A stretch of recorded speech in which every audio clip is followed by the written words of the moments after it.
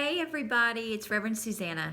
I just wanted to hop on really quick and share with you all a little bit of information. I know that you have been getting the Facebook posts and the emails that we're sending out about having our first in-person worship gathering on this Sunday, the 7th of June. We are excited about it.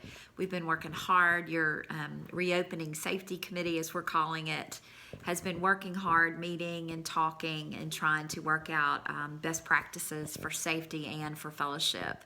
And so I encourage you to read the email that was sent out yesterday, the Facebook posts that have been sent out. We will send out another one before the end of the week, sharing the details around that. But basically, logistically, just so you know, our service on Sunday will be at 9 o'clock instead of 10:30. You know, with the weather and the summer coming and the adjustments we're having to make for outdoor worship for a little while, we're going to have worship time. It'll be a little different. And so just be aware of that. Also, when we start meeting in the sanctuary again, it's very likely that there'll need to be more than one service on Sunday mornings to accommodate the maximum capacity guidelines from our governor and from the CDC around how many indoor numbers you can have in a gathering. So be on the lookout for all of that. But for this week, we are going to be meeting with church on the grounds, worship outdoors, and it will be behind the pavilion. And it will be at 9 o'clock. And so we just want to encourage you to read the information about that. And I also want to say, and I want to be sure that you hear me say, that there is no shame if you are not ready to come back. We know that there are folks in our congregation and in our community who are immunocompromised, who are folks who are in the vulnerable population that this virus seems to target. And so we want you to know that even if you are not ready to come back in person, we hear you and we understand that. And of course, we will miss you, but we do not shame you for that in any way. We want you to do what you feel led to do, which is right and best for you.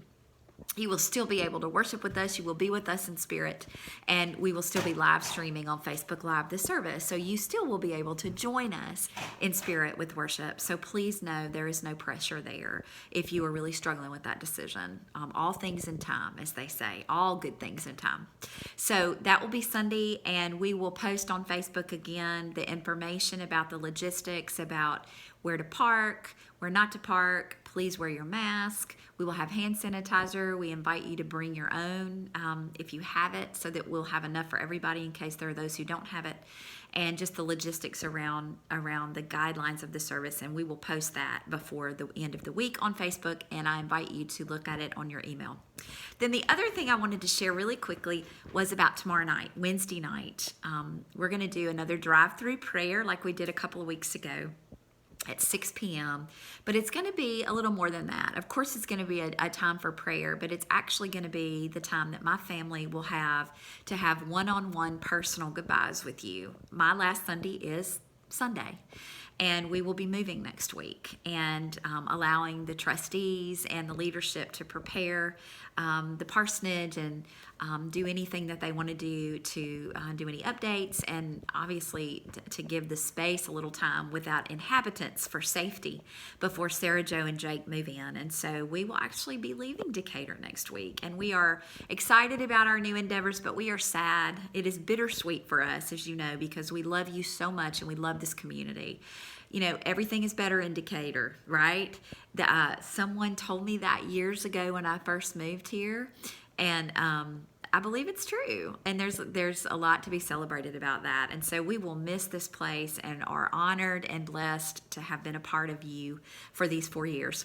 But tomorrow night, we will have a drive-through setup, very similar to what we had for our drive-through prayer a couple of weeks ago. It will begin at 6. It will be my family's time, me and Todd and Noah and Caleb's time to say goodbye to you on a personal level and to be close to you as you drive through in your cars. We'll be set up in the top parking lot.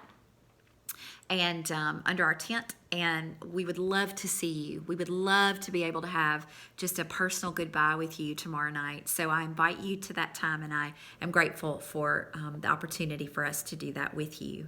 So those are the things I wanted to share today, and be on the lookout for the information around the service on Sunday, and we will actually have a bulletin online. We will send a bulletin out over email and text to you. It'll be a PDF file probably that you can open order of worship so that you can have it on your phone or your smart device while we gather, and you can participate in any of the prayers and liturgies that we are planning for the service. So hopefully see you tomorrow night at 6 for our drive-through prayer and farewell, and see you Sunday at 9 o'clock for our worship service. Looking forward to all of it. Love you, stay safe, and we'll see you soon. Bye-bye.